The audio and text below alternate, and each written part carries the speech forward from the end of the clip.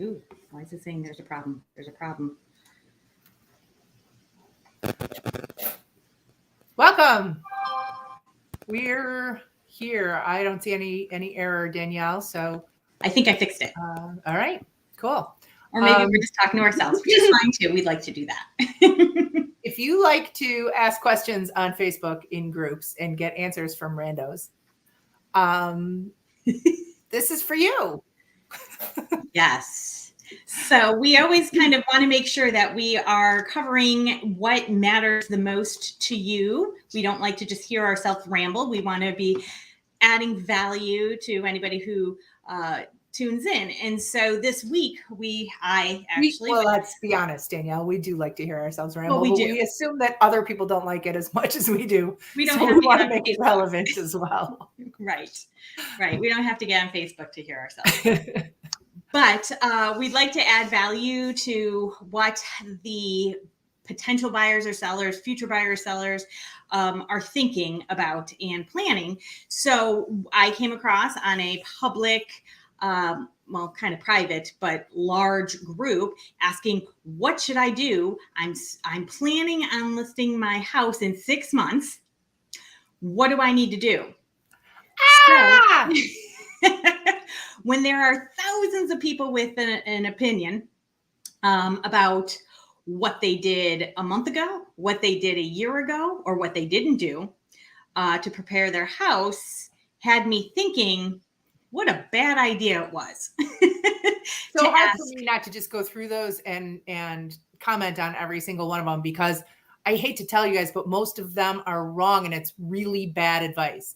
And there's a couple of good reasons for that. So we're going to point out why that might not be the best way to get that answer. And we get it. Like, crowdsourcing can be super effective in lots of ways. And when people are thinking about doing something, they want to know about other people's experiences. But Danielle and I sell a lot of houses, and how many transactions between the two of us would you say were the same? Not too many of them.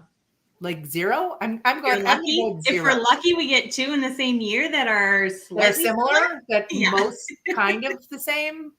Yes. Yeah. So many variables. And this is, we know we harp all the time, but this is why we're still relevant in this world of apps and algorithms. There are so many variables at any given moment, and the moment is the biggest variable. So the moment dictates what's happening in the market around you. So your location might be the same as somebody else. And your house could even be the same or similar to somebody else. But unless you're selling on the same day, and then you don't have their experience because they haven't done it yet either, you're gonna have a lot of things that need to be weighed against one another. And Danielle and I, again, hey Kimmy, high school friend there. Danielle and I have sold a lot of houses. So our experience, having sold, I don't know, a couple hundred, is probably a little bit more thorough than somebody on Facebook who sold one. Right. Exactly. And doesn't probably know the ins and outs of exactly how that got done. And quite honestly, I mean, not that people don't want to sell their house in the first weekend or whatever. But, again, people are, there were a lot of answers like, I did nothing to my house and it sold within 24 hours. Well, there's a lot behind that. And as much as us realtors like to take credit for our stupendous marketing and our just absolutely know how, sometimes it's just luck. Yeah, it's going to be just because there's a lot of buyers out there right now. Correct. If there has been, is there now, right? That's one of those things that we keep going back and forth. Is there as many buyers? So when somebody's giving their experience of about a year ago and somebody's talking about 6 months from now, it's not going to be the same market. Also, was your house built the year Kim and I graduated from high school? Correct. And nothing has been done since then? Or was it updated last year and you didn't have to do anything this year to get it sold. Absolutely. If it was built the year Kim and I went to high school, which was, early 2000s, it probably, even if it's very well maintained, would not be today's taste and style. And so we would typically, Kim says 1954. Yeah, right around then. So we would probably recommend specific things. When we go to someone's house for a consultation and we look at it and we give them a list of recommendations for what they should or shouldn't do before going on the market, we only include things that will make you more money than they cost.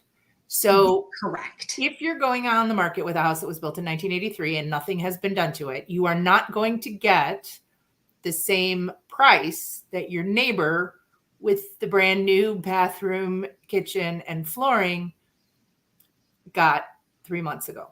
Correct. Absolutely.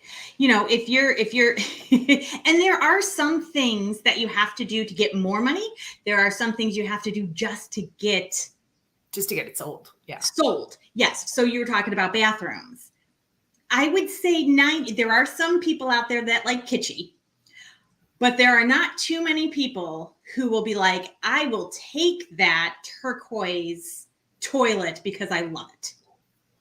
They will walk in and go, what year was this? Yeah. And then immediately start adding all the numbers of what they're going to have to do. Yes.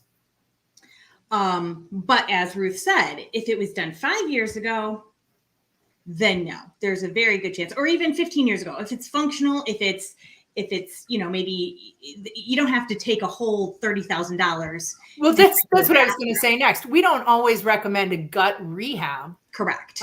Very often you can get away with a facelift. Paint. That just brings, paint the vanity if it's in good condition. Maybe replace the mirror and the lighting. Maybe new flooring, caulk around the bathtub.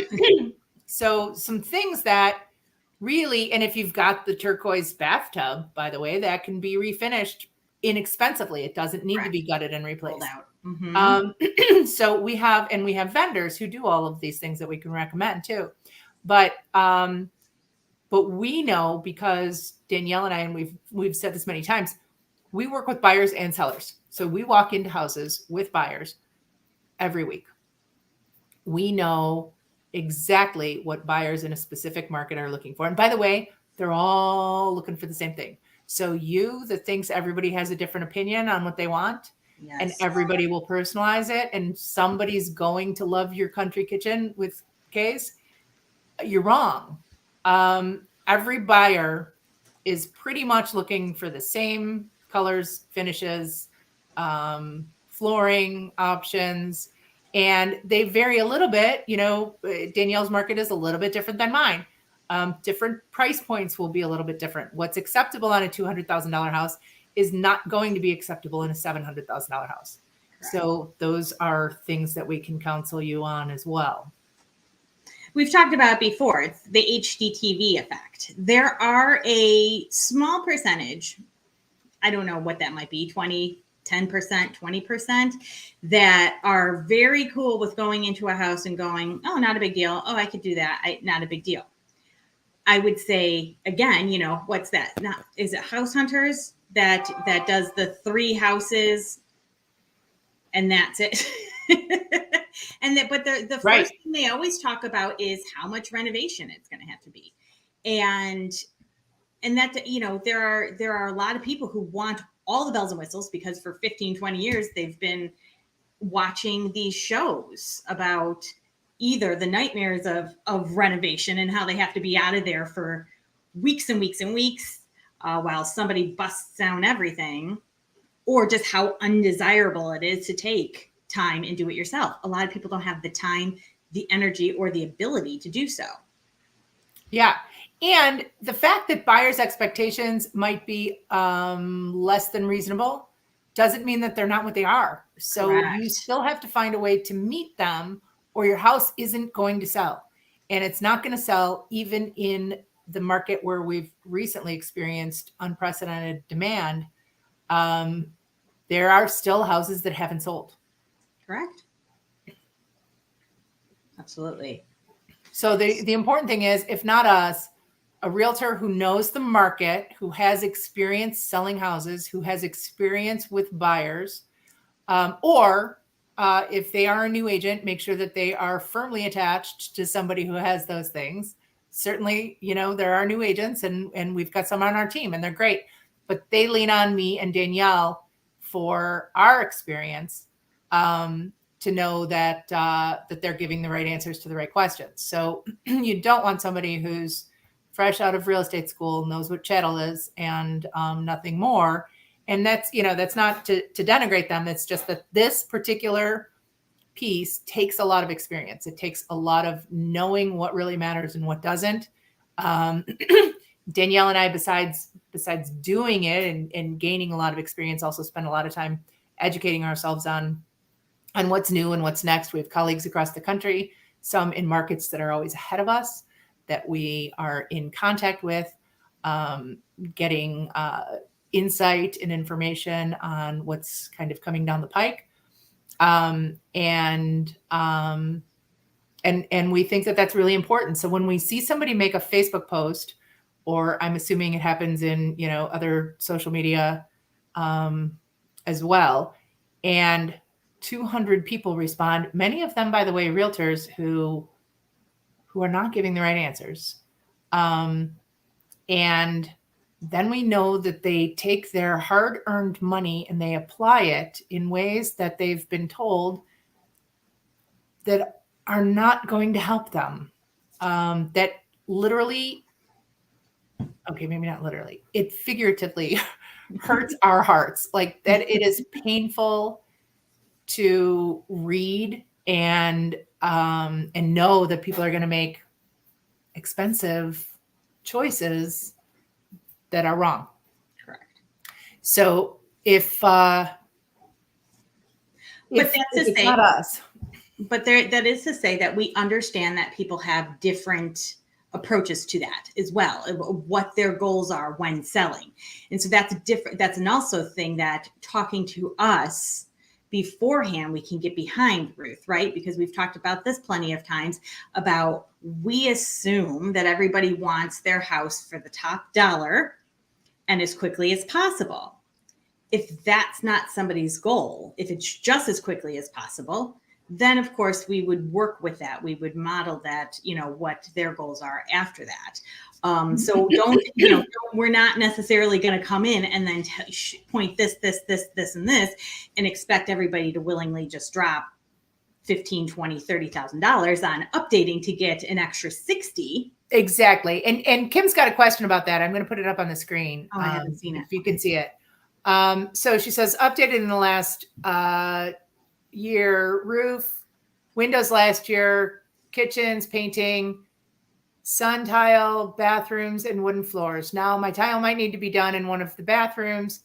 Why are people asking $30,000 over and having to put more into it, at least $50,000? That's crazy. These kids can't afford it. Is this price gouging? So a couple of questions here. First of all, it sounds like you've done great updates on your house. And if you've got tile in the bathroom that needs to be updated, I probably wouldn't even some tile. I probably wouldn't even do that. By the time they get to your bathroom, they've made up their mind. So if that's the one thing that's not done, I wouldn't probably recommend it. Of course, I haven't been in your house. So, but it sounds like you've done great things, made good choices. And it's probably going to be something that everybody wants and desires. As for where the prices have been, that's the way the market works. So if you have more than one person who wants the same thing, they're going to make offers, and the offers are going to try to beat one another. So they're no longer negotiating, and it's no longer about what the seller asked for a price. It's about buyers negotiating against one another and trying to win the house. That's what we've experienced quite a bit in the last 2 years, but most especially the last 6 months up until summer hit. So yes, prices are escalating beyond the point where many people can afford it. To me, those smart first-time buyers are actually buying the things that need work, where they might not have everything that they want, but it's all serviceable. It all works. It's all well taken care of. And bit by bit, the way many of our parents did it, room by room, they get the house to what they want. And by the way, by parents, I mean me. Well, I mean, I think that is something where I want it. I think that's what we were trying to say earlier is that, when my parents first bought houses and, decades ago, that people didn't expect every bell and whistle in their home with the top furniture looking like a magazine. And now that's what a lot of people expect. They want to buy that magazine premium for it. Yes. So if they want a good value, then look beyond the magazine. Geez, how old am I? Instagram. Magazine. When that picture was chiseled into a tablet. Oh yes, Pinterest, Instagram, those. So if somebody's looking for good value, I have two first-time buyers, brothers who are buying right now, and that's exactly what they went for, because as much as they liked the updated units, the prices were going way beyond what they were comfortable with. And so we found them something that was very well maintained and ugly. So they're going to bit by bit make it more appealing. And that's a much more affordable way to go. And that will be something that we're looking out for too. We not only do we pay attention to the numbers out there, but we are paying attention to what condition these houses are, what these conditions are, and are these, are more and more buyers willing to compromise? Right now, we're still not seeing that as a whole. But again, 6 months from now, that might be where we're at. One, because sellers might not be able to afford to put that money in. And two, buyers are okay with that piecemeal getting to there eventually, if it means getting the location or the price point that they're comfortable with. Yeah. And in this recent market, the biggest thing driving prices is competition. So if you have something beautiful, everybody's going to want it. And you've got a lot of competition. If you have something that's less beautiful, fewer people are going to feel like they just have to have it and they're willing to spend anything on it. So that's why the value changes sometimes dramatically. And that's also why when we're talking to sellers, we say, this might not seem like a big deal to you. You might not understand what's going to happen when you paint, but the emotional response from the buyers walking into your home is going to be very different. So it might not be that much work that has to be done. Carpet might not be that bad. Or maybe you think they're going to pick their own anyway. They're going to want their own choices. No, they don't. They want what's fashionable. And we know what they want because we see it every day. And they have no vision, first of all. They, as Danielle said, watch HGTV and are on Instagram constantly. And so they're very visual. And people buy emotionally and justify logically. So the emotional response is always what we're trying to get the second they walk in the door, even before they walk in the door, but most especially when they walk in. When they have an emotional response and they feel like this is the house for them, they will pay whatever they can to get it. They want to walk into home. Yes. They don't want to walk into a place that they could eventually make home. Yeah. And not your home, not a friend's home. They don't want to feel like they're a guest. They don't want to feel like they're, a friend or a relation. They want to feel like, wow, my life would be awesome if I lived here because look how clean it is. Yes. This isn't like my house. The clean house. Has so much space. There's no fingerprints on the walls. But yeah, so again, each market, this might change, just in general about what is most important to, society or the buyer's market as a whole will change. But we are in many different ways, always keeping our eyes and ears open about that. Right. And the answer to what you need to do with your house is going to depend on your house, your budget, your needs for where you're going and what you need to take with you, your energy level, your specific market, your block, your location, and when you're going to sell. So as Danielle's said many times, if you're selling 6 months from now, we will still know that a lot of the stuff is going to be the same, but there's going to be things that are going to change between now and then. Absolutely. We can't guarantee much, but we can guarantee that. Kimmy's got another question. I love the questions, Kim. Thanks. So another question, what happens when you buy a home in the winter and you can't try the air conditioner since it's too cold out and they said not to turn it on and it won't run? So 6 months down the line, they go to use it and it doesn't work. Who's responsible for that? The HOA or the homeowner? I don't think it's fair. All right. So guess what, Kim? I'm going to tell you what, the Mercy nuns used to tell us. Life's not fair. It is a risky take, and there's risk in buying a house.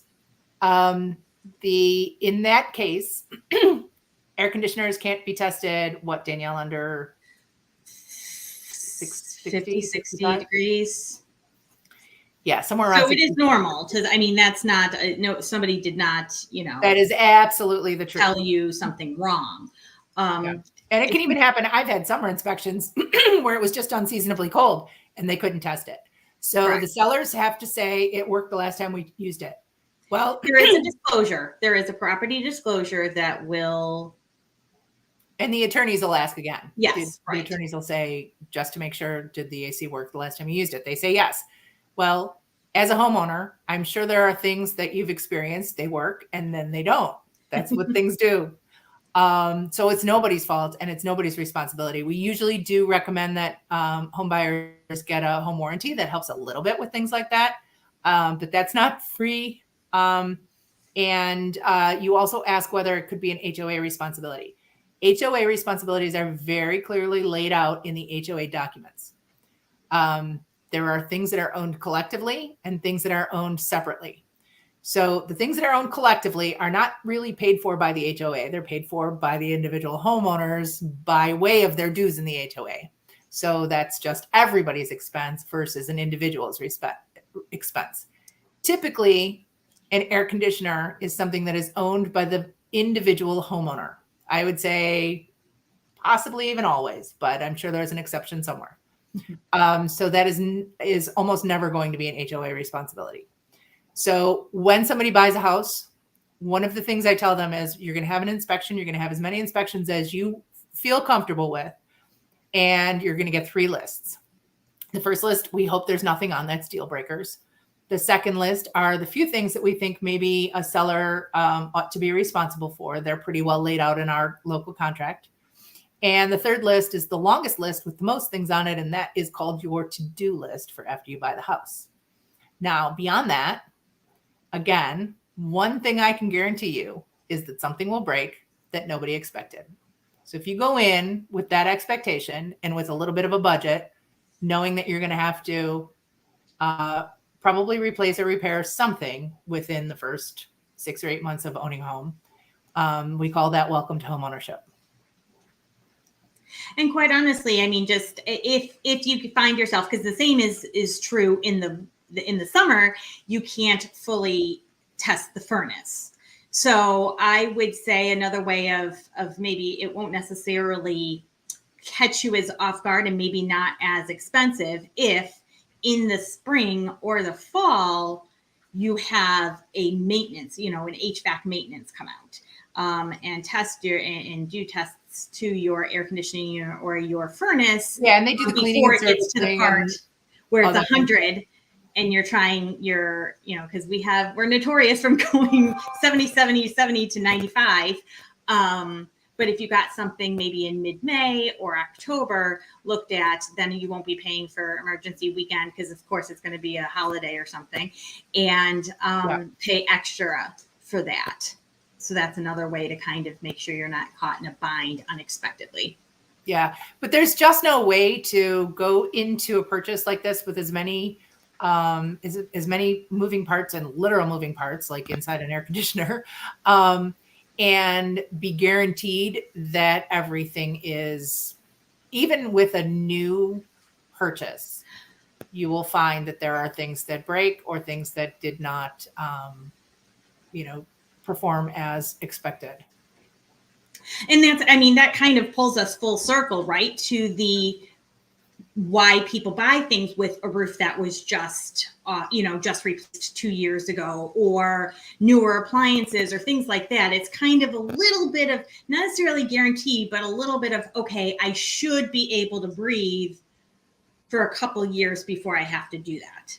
Yeah. Opposed to a 20-year-old roof where people are like, "Ooh, any minute now, any minute." Yeah. And, and what the inspector's language usually is you'll need to budget for this.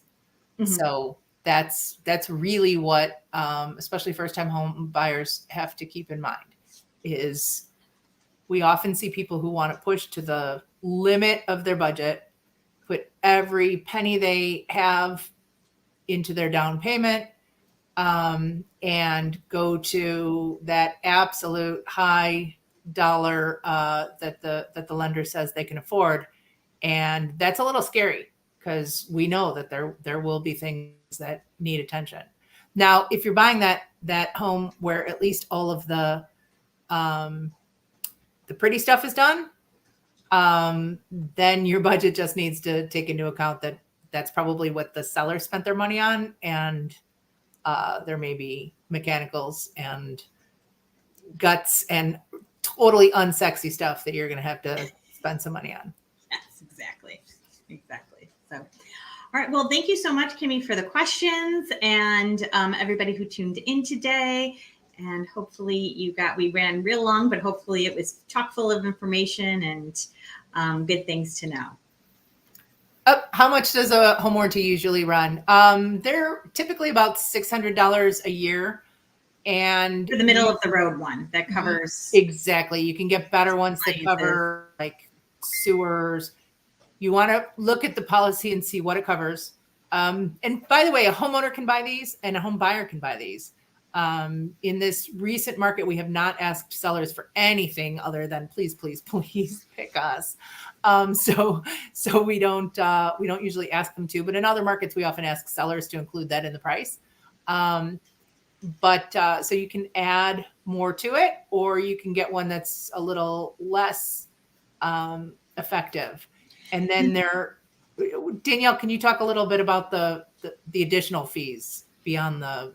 Well, again, not all home warranties are the same, so it kind of depends. Some have a so you just can't keep calling them. Sometimes it's $50, sometimes it's $100 to have somebody come out. Sometimes you have to use the warranty company's people. Sometimes you can choose your own. So there is a lot of variables within that. If you're buying it yourself, not part of a transaction, usually there's some sort of like can't be used in 3 months or something like that. Like, so you're not going, oh no, my dishwasher just went out, I'm going to get a home warranty, and now I'm going to call for my dishwasher to be replaced or whatever. So there are some things. So that might be a nice future one that we could talk about, the variables in a home warranty and what that actually means. So thank you for bringing that up. All right. Thanks, everybody. And hey, there's 5 people watching and only 1 person commenting. So if you guys could all drop a comment real quick or come back and do it later, we would love to know who you are. I can't tell who you are unless you comment. And thanks for tuning in. Hopefully this was helpful. And as usual, the answer to the question we first asked was, it depends. Thanks for tuning in to listen to 30 minutes of It Depends. But we'd love to give you the actual answers. So give us a call and we will come over to your house and tell you exactly what you need to do. Take care. See you next week. Agents, we'll see you over on our Agent YouTube channel.